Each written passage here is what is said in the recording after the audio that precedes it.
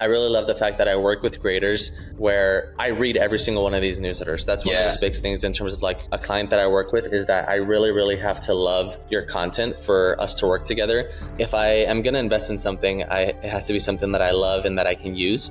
And that's kind of how I try to work through who I work with, because I'm not super selective, but I am like, if it's something that just doesn't interest me at all and that I would never read and would never subscribe to, it's going to be hard for me to market that and build ads off of it. I can, but it's going to be much more natural for me, like it is for James Clear and for Ben Mears System Sunday Newsletter, to understand the value props behind it, because I'm a devoted reader, and be able to actually get them that performance they want for their ads. So, Manny, how you doing, dude? Good, man. How are you?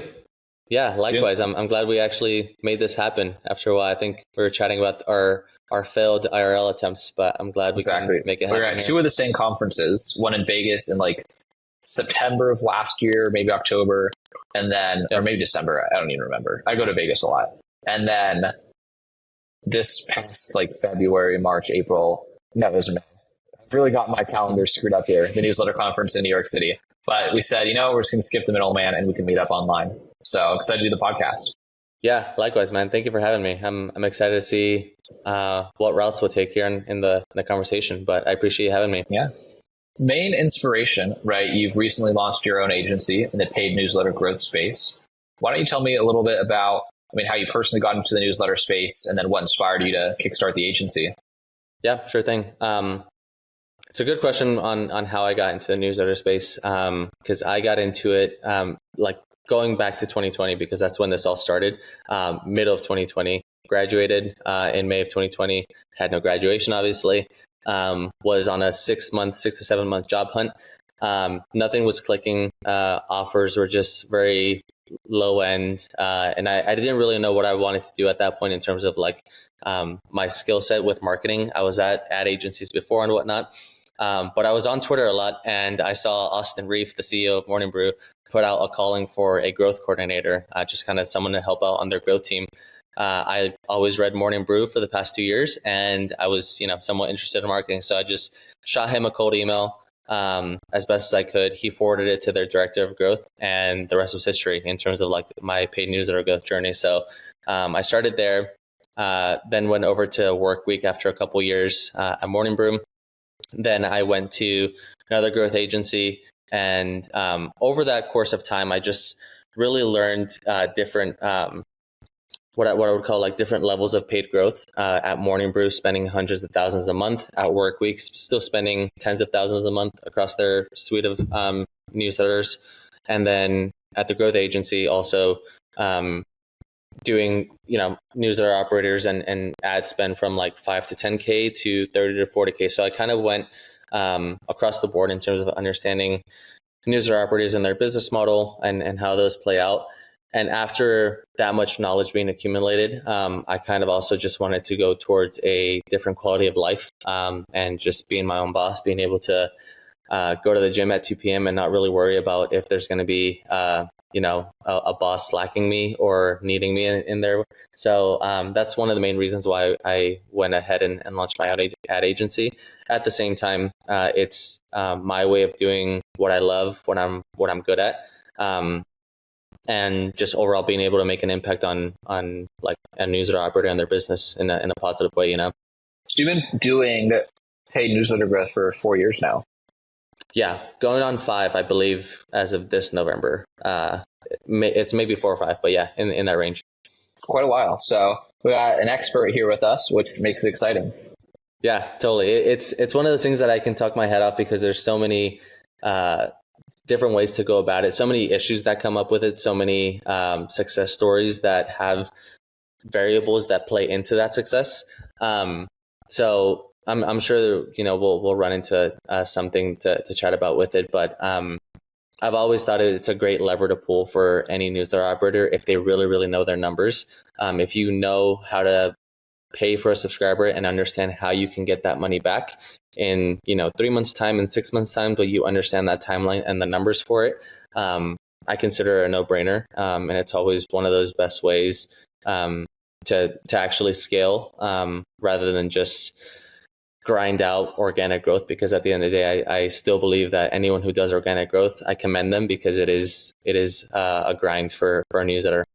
Yeah, it's a different skill set, right? I mean, there's so many ways to grow a business, and each of them kind of requires different skills and expertise. Like just back to back with this podcast I was recording with Cody Schneider, if you follow him on Twitter. Yeah. And he's saying he's getting like 2,000 to 2,500 subs per month organically, but he's also really good at writing on Twitter and puts out 70 tweets a week.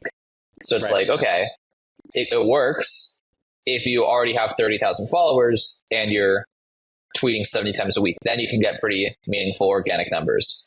Right. But, you know, he's also tweeted 9,000 times. So it's like, it takes a while to build that skill. And he's been marketing for like a decade.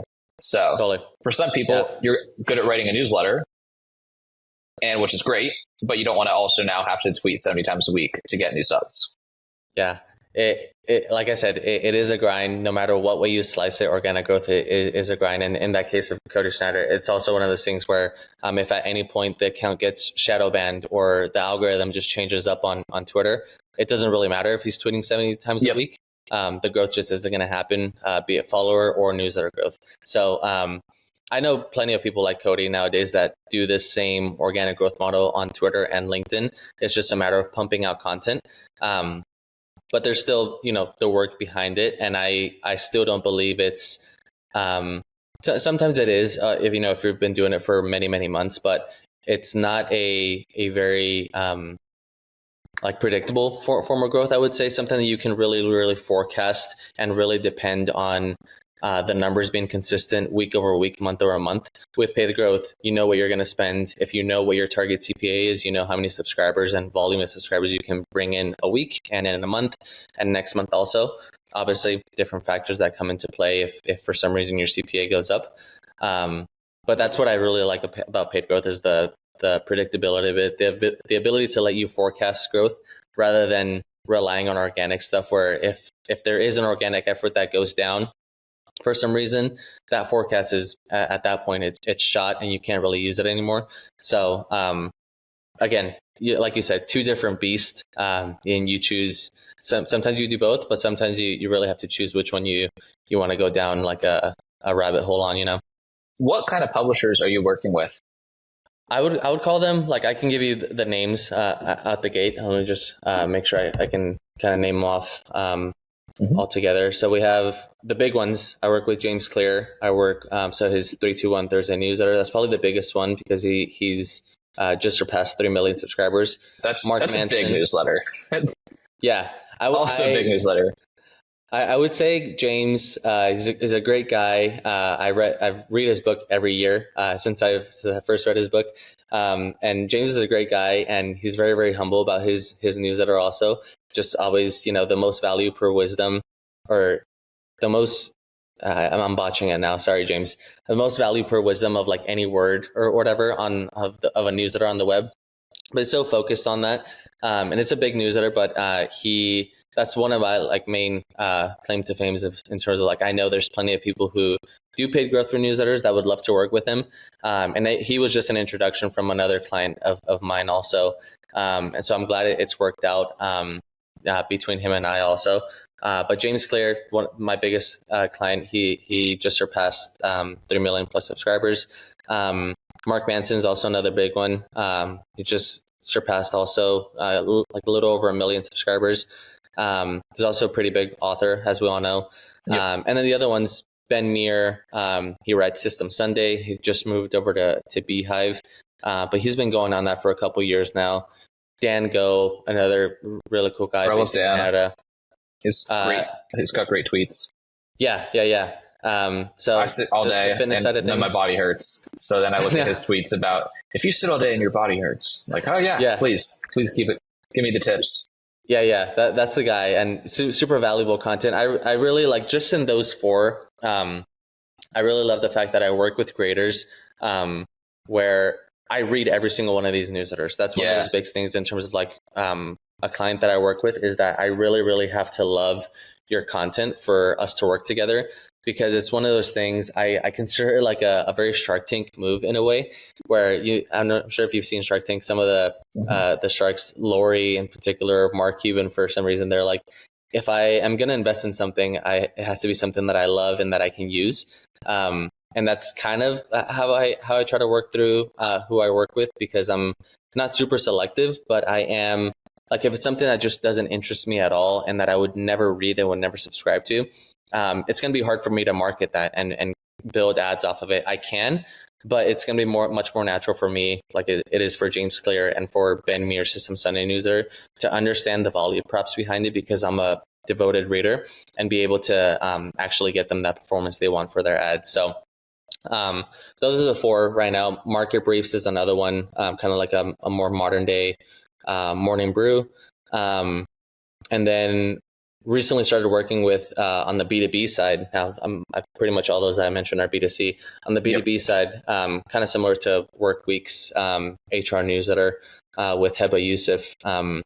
It's a guy who's running a newsletter called Talent Edge Weekly. Again, a newsletter for HR professionals, HR leaders, recruiters, et cetera, et cetera. So it's been fun to kind of dabble back into the B2B newsletter side of things, because I never touched B2B at Morning Brew, and then when I went to Work Week, it was all B2B. So it's always a fun mix to have B2C and B2B newsletters that I'm working with right now.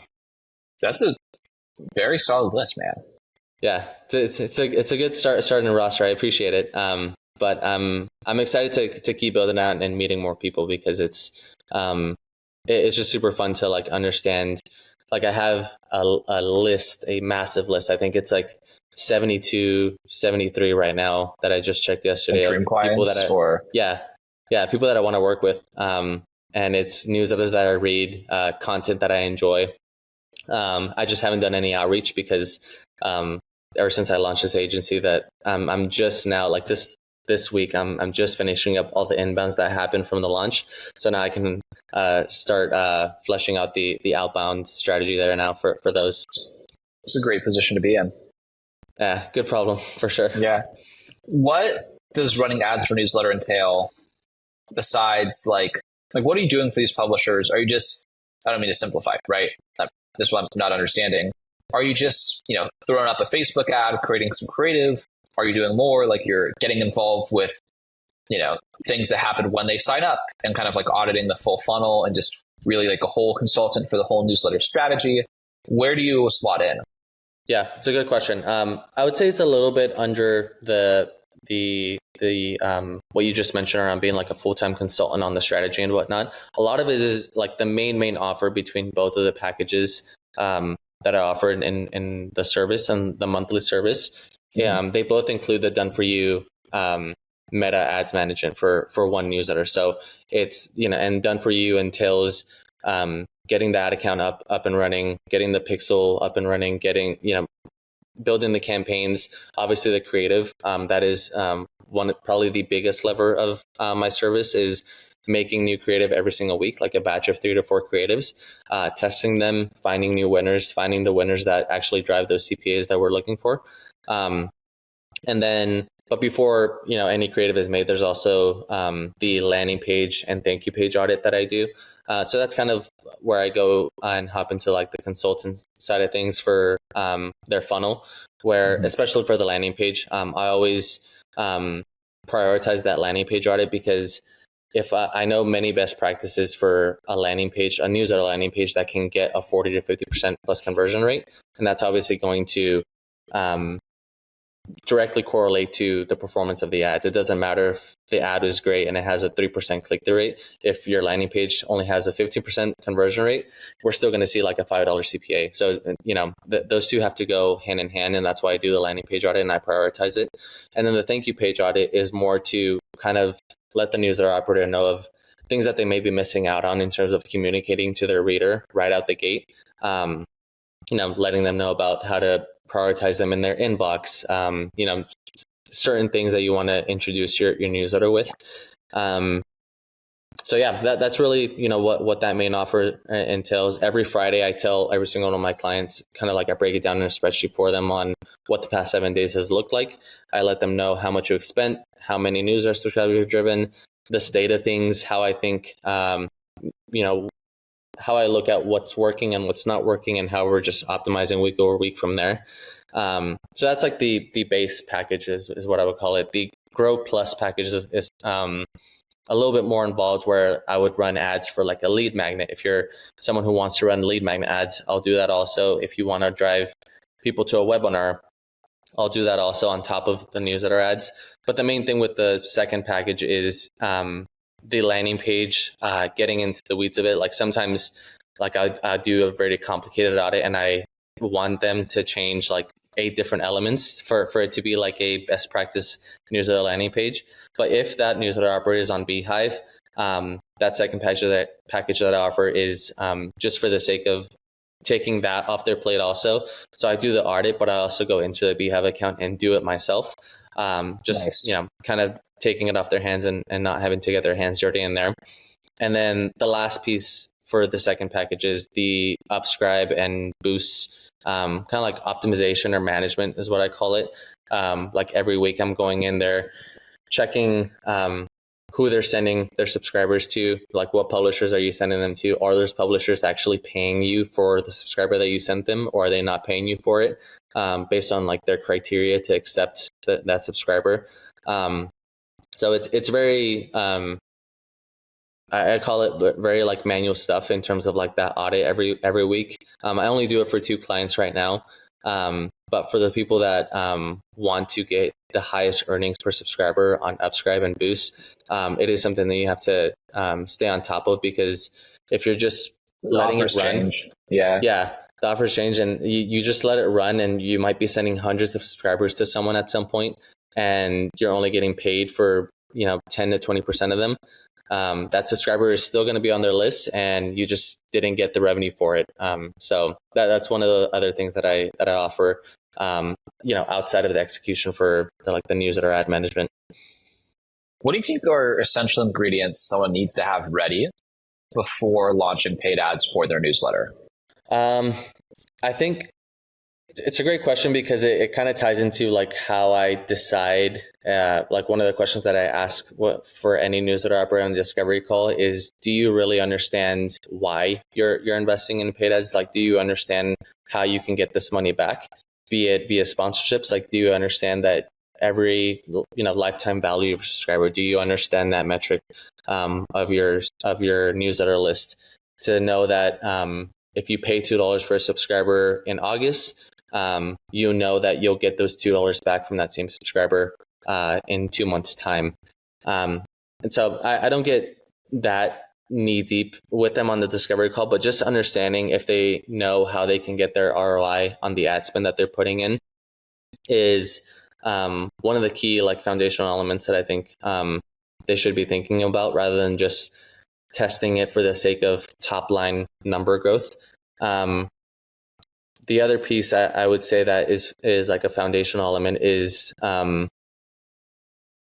obviously like the product, like product market fit, and just knowing that there is a long-term stretch for this newsletter, rather than investing in it and getting it to 10K, but having that be 8K subscriber growth from paid ads that you paid for. The growth is there, but if the product market fit wasn't there, that's burning cash, obviously, So those are 2 pieces that I would definitely look for. It's like making sure that that your content is good and it's valuable to your current readers that you've acquired organically, and also understanding your metrics, your business model numbers, to understand really the main reason why you're going to invest in paid growth and how you're going to get that money back. Because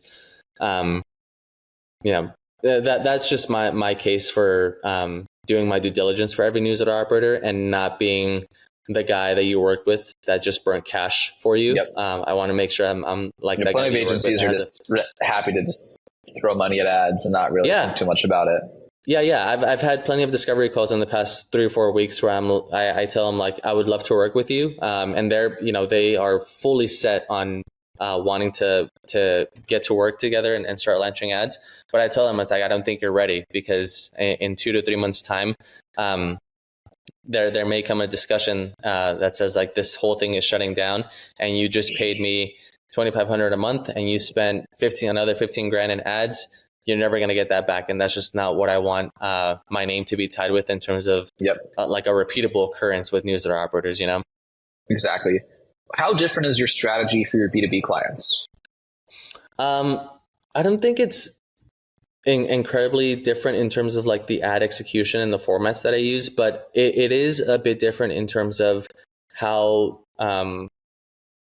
direct and clear the messaging is towards their target audience. With B2B, it's one of those things where it's very easy to not be, I don't think deceiving is the right word, but kind of like to lose track of like your messaging and just focus on a low CPA.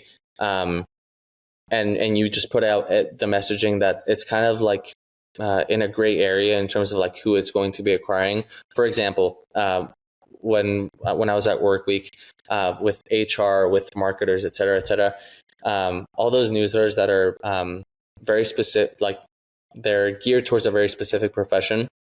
There was not a single ad that we put out that didn't call out that specific profession. Like we always said, if you're a marketer, if you're an HR leader, really, really calling out every persona or avatar that you want to be a subscriber of your B2B newsletter is something that I think should always be done.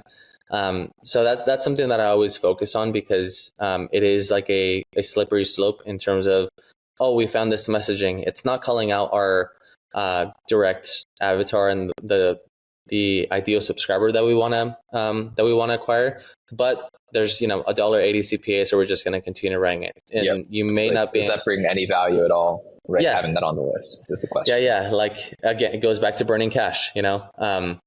Sure, you may be getting that subscriber in, but they're probably going to be unsubscribing within the first 2 newsletters just because they realize it's not for them. So really reinforcing that, like making sure it's on the landing page, that you make it very, very clear who this is for.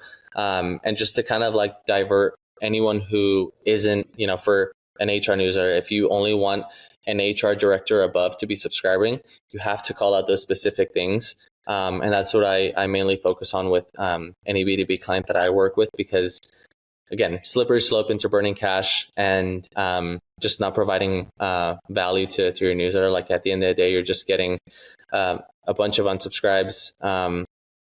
And your open rate, obviously you're going to see a tank if you keep running this bad messaging, cheap subscribers, but over 3 months, you're like, hey, why is my open rate down, 12%? Maybe because you've been acquiring the wrong subscriber for the past 3 months and really, really putting cash into it. So that's how I think of the strategy for them. For B2C, it's not that much different, but for B2C, it's more about highlighting the value props of their newsletters. For B2B, it's more about very much calling out who their target audience is for the most part. Does that make sense? That makes sense. Yeah. What differences do you see in terms of ad strategy? Like how often are you just sending people to a very direct ad? Let's call it, that's just like, hey, I sent out a weekly newsletter about this topic. It's really interesting. Sign up. Mm-hmm. Versus a more complicated sign-up funnel that's like whether you're driving them to a low-ticket product or some freebie. How do you think about that actual front-end strategy? Yeah. I'm trying to think if when's the last time we've done like the lead magnet strategy. It was probably when I was at another agency for newsletter growth. But I don't think I've done anything current. Actually, I do. I have done it for Ben Meir, System Sunday, like the late match strategy. But him and I had talked about it before we went into it. When we think about that front end funnel, if we're not driving them directly to that ad, so I can't speak to the low ticket offers kind of stuff like right out the gate, because it's I've always been in the realm of driving to a lead magnet, a free lead magnet, yep, or driving to a landing page where it's a free newsletter that you can subscribe to. But whenever we have that conversation of, hey, we want to try out the lead magnet, we think it's very valuable and we think it brings in the right subscribers still. I always like to have that conversation of setting expectations, knowing that at the end of the day, an incentive is an incentive, and it's going to bring in someone who isn't in it just for the newsletter that they're going to get subscribed to by getting this lead magnet. They're in it for the incentive, most of them are. So I always kind of set expectations on making sure we know that unsubscribes are probably going to be higher. The churn is going to be probably going to be higher from people who we acquired from the lead magnet. Most of them may not open as consistently as someone who went directly to the ad, directly to a landing page that spoke about the newsletter that they're about to subscribe to. So for the most part, I would say 90% of the work that I've done in just the past 4 years, and even more recently, just with all the clients that I work with now in my agency, it's mainly about that direct ad, like you mentioned, just speaking about the value props or talking about who it's for, and then driving to that landing page that is just putting together that free offer. Overall, I think it's the best way because it presents that opportunity for a low CPA. When you're doing some other complicated funnels, you may just be in a more expensive route of advertising. Overall, I feel like the paid newsletter growth side of things should always be about getting the subscriber into your ecosystem, the right way at low cost, and then monetizing from there, be it from the sponsorships, trying to sell them something, trying to upgrade them to a paid newsletter. But getting them into your ecosystem is probably the most important part. And if you can do that at a low cost, I think it's best practice and it's generally known to be like the best route to go with. You know what I mean? What do you say to people who think about newsletter fatigue? Just a lot of people get a lot of emails. Is that a real thing? Overhyped, underhyped? In newsletter fatigue, you're speaking about like having too many newsletters in your inbox and then you just like not really reading any of them kind of thing? Or exactly. So like for people who are like thinking about launching a newsletter, but they're like, oh man, there's so many newsletters out there. Yeah.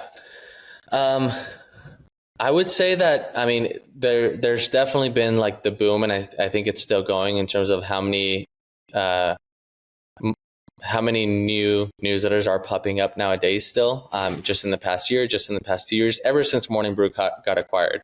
I think it was like one of those sexy things where there's obviously that business model around a newsletter now that I wouldn't say it's incredibly easy to replicate, but there is a clear path to success if you have certain things firing on the right cylinders.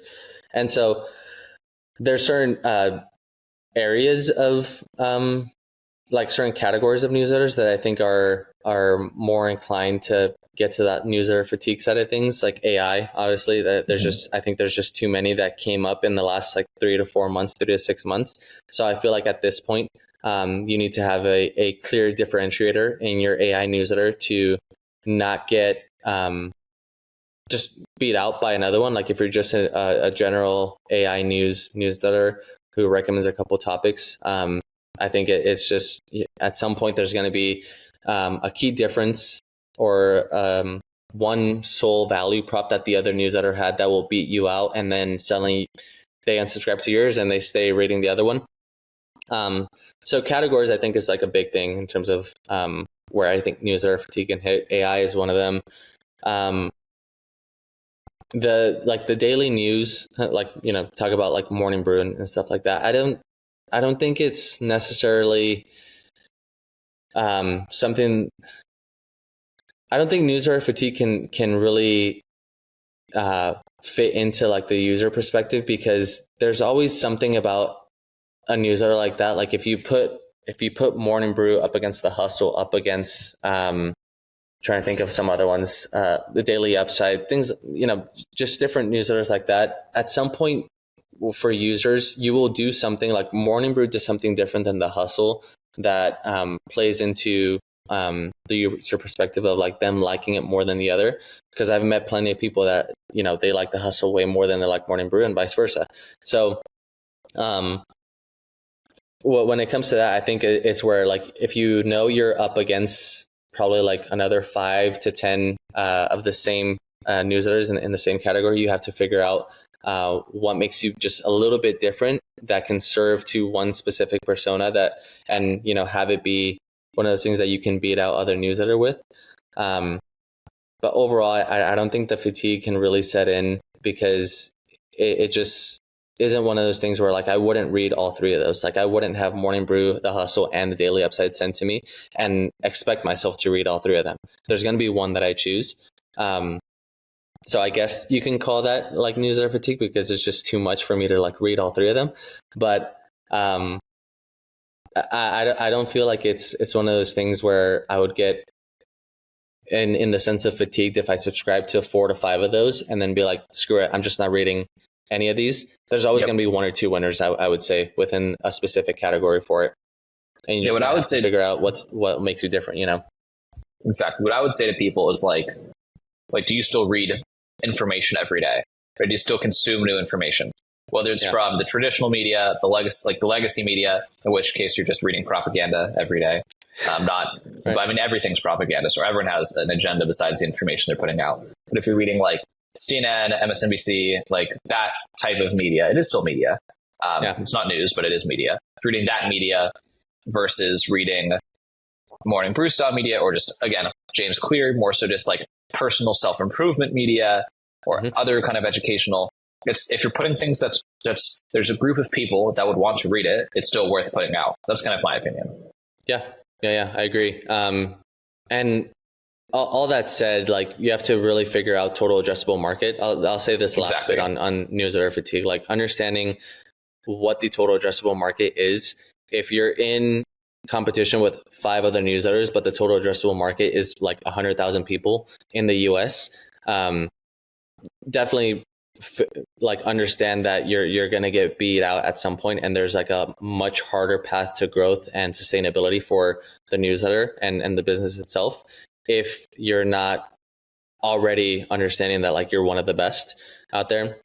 So, you know, for the Morning Brews of the world, Daily Upside, 1440s, the total addressable market is in what I would say like the hundreds of millions, probably, just like across the US. So at that point, with those categories, there are certain categories where like there is enough for everyone to have a slice of the pie, which is why I don't think newsletter fatigue is that much of a concern for them also, you know?